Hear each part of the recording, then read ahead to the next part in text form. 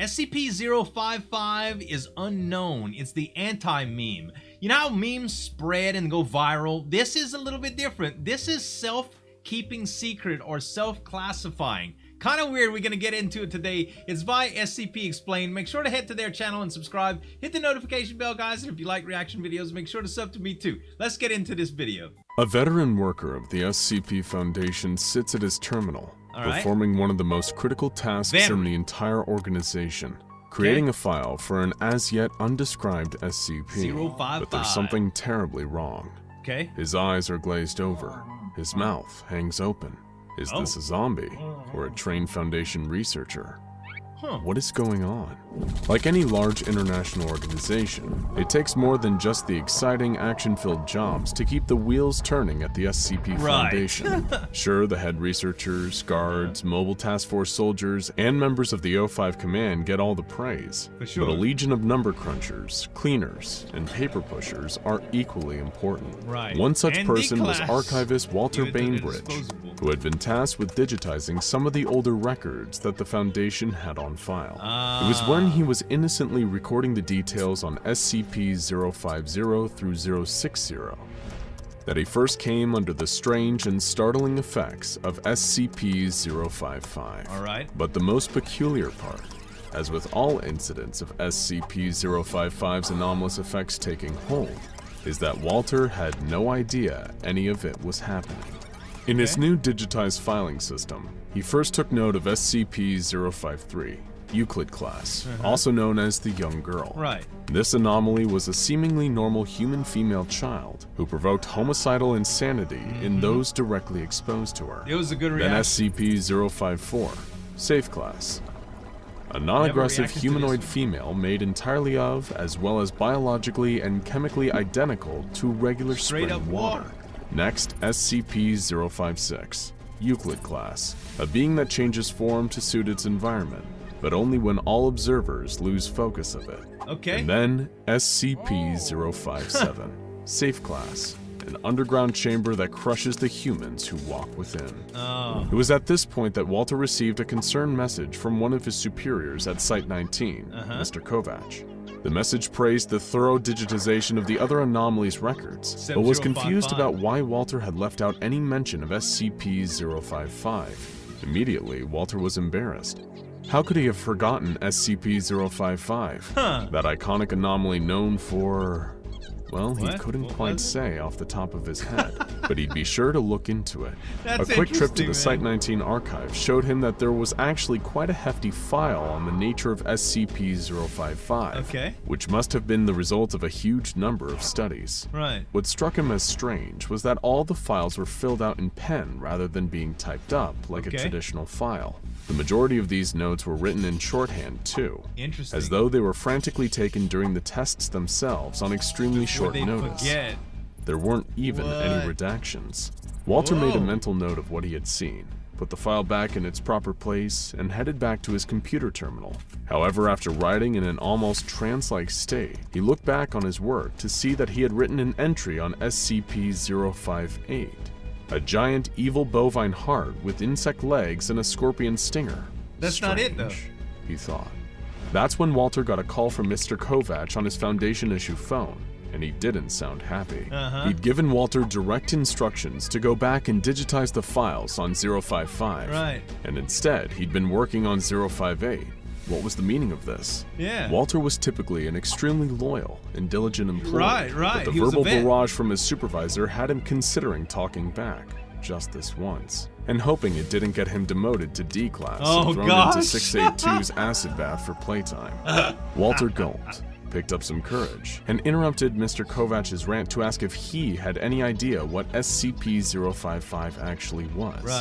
The line went silent for a moment, then his supervisor spoke again, this time with less confidence. Of course I can tell you about SCP-055. It's a classic. Classic manager, too. How could you forget it's, you know, it's... whatever. I think it's the one nothing. with, Another long pause as Mr. Kovac seemed to search for the words, but instead just trailed off into silence. Knowing that some of the anomalies on file were dangerous mimetic hazards, Walter was worried for a moment that he may have accidentally killed his boss by getting him to think too hard about SCP-055. He asked if Mr. Kovac was okay, and finally got a reply. Yeah. I'm sorry, I seem to have zoned out for a second there. What were we talking about again? But this time it was Walter who couldn't answer. What? He had no idea at all what the two of them were discussing just moments ago. Because it classified He felt disoriented itself. and kind of sick, like What they'd taken some low-level amnestics. Mr. Kovac told Walter to get back to his filing duties, and they'd speak later. Walter then checked the messages he'd received from Mr. Kovac earlier, and there it was, plain as day. You missed 055. Go back and digitize that before proceeding, Mr. K. But Walter had never even heard of an SCP-055 if such an anomaly even existed. Wow. What was going on here? In that moment, Walter realized he was dealing with something much stranger than just a standard digitization job. After all, how could he properly complete his duties if SCP-055 seemed to be impossible to speak, write, or even think about, unless you were directly observing it at that moment? Can you imagine how Walter frustrating had to know, and ask around the entirety of Site-19 to find the answers if he had to. Sadly for Walter, he was about to embark on a much more challenging task than he could have ever imagined. To paraphrase a supposed quote from Socrates, all I know is that I know nothing. And that's also true. about the extent of the knowledge we have on SCP-055, also known as the anti-meme and the self-keeping secret. What does it look like? When and how was it obtained by the Foundation? What are its anomalous abilities? Is this thing dangerous? We may never know. Because the only anomalous ability of SCP-055 that we're aware of is the fact that nobody is capable of retaining any information about it. It's crucial to note that whatever 055 is, it isn't invisible or indescribable. Foundation personnel are perfectly capable of entering its containment chamber and observing it without incident. But mere minutes after leaving the chamber, any memories of the particulars of 055 seem to spontaneously erase themselves. Hence, the self-keeping secret. But this didn't deter Walter. Perhaps his greatest advantage was that he didn't know enough about the thing he was investigating to know how futile his mission was. He wanted to know the unknowable.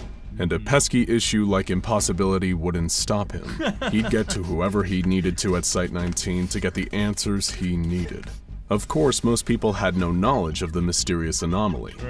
The common response he got back from his colleagues was, 055? Do we even have a 055? While the realization of sudden memory loss, or the realization of 055's existence, has been known to cause momentary stress, there are no known long-term physical or mental effects from 055's anomalous abilities. It's a fleeting idea in its purest form. Like forgetting why you walked into a room. 055 could be the most harmless object on the Foundation's roster, or the most deadly. Either way, we just don't know. At times, Walter worried he was going insane. 055 and everything related to it was gaslighting him. Was 055 even real? The one thing that proved to him that 055 must have existed is that its containment chamber existed.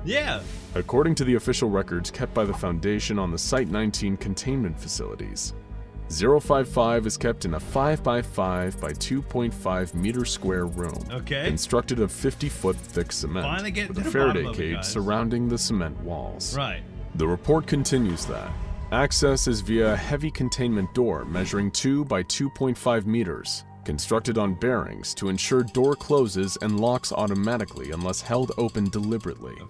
055 cell is one of the few to have no posted security guards, and any personnel working on other SCPs in the area are ordered to remain at least 50 feet from the geometric center of 055 cell, where the anomaly itself is kept. When he tried to explore further why the cell was constructed in this manner, he found that, surprise surprise, nobody knew. 055 was an anomaly whose containment requirements were so mysterious that it automatically netted itself a Keter class designation. After all, how can you properly contain something you can't even hope to comprehend? There were plenty of rumors about the true nature of 055. some of the more conspiratorial minds at Site-19 theorized that 055 was actually an autonomous or remotely controlled spy inserted into the site to observe Foundation operations, or even humanity as a whole. That's cool. If you're on the more paranoid end of the psychological spectrum, this theory makes total sense. Right. An anomaly that's physically impossible to remember, even when writings and pictures on the subject exist, would be a perfect spy. Heck yeah. However, this was all ultimately little more than speculation. Okay. Walter was barely any further along than when he started. There were multiple points in his investigations where Walter seriously considered giving up, until finally, he had a major breakthrough. Okay. Dr. Bartholomew Hughes and Dr. John Marichek were two scientists that had performed extensive research into 055. Okay. And who, Walter hoped, might have the answers he sought about the self-keeping secret. These scientists were the first to discover the anti-memetic nature of 055, performing numerous tests on D-Class personnel to see if it was possible to create feasible written records, sketches, or any other records or impressions that could bypass its anomalous effects. The disorienting, memory-ruining effects of 055 also extend to any materials concerning 055. It seems to be a truly uncrackable code, but Dr. Hughes may have finally found some cracks in the armor. What you got, Doc? For starters, the fact that we're able to remember that 055 is an anti-memetic is an ironic exception to its anti-memetic qualities. This revelation also inspired another realization from Dr. Hughes. Okay. Would it be possible to discover more about 055 from the process of deduction rather than the typical induction?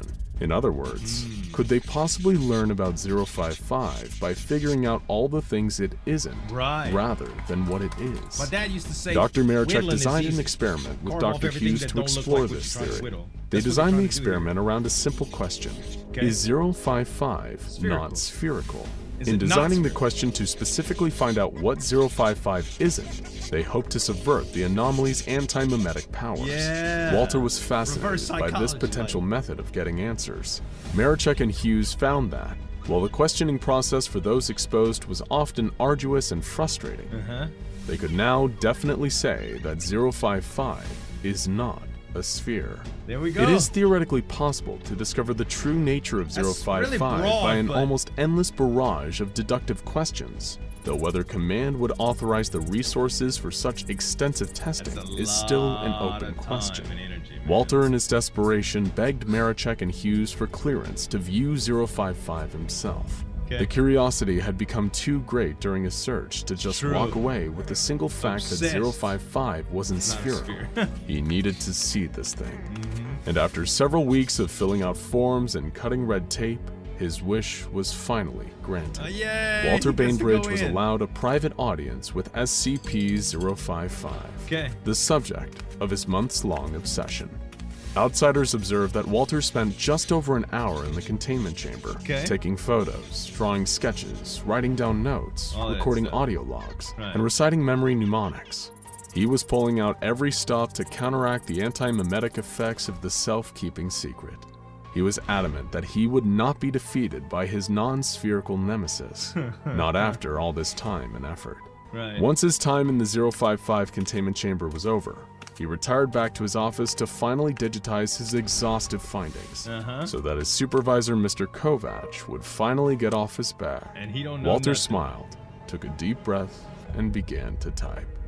SCP-059, Keter class. This anomaly is a radioactive mineral that emits a unique radiation known as delta radiation.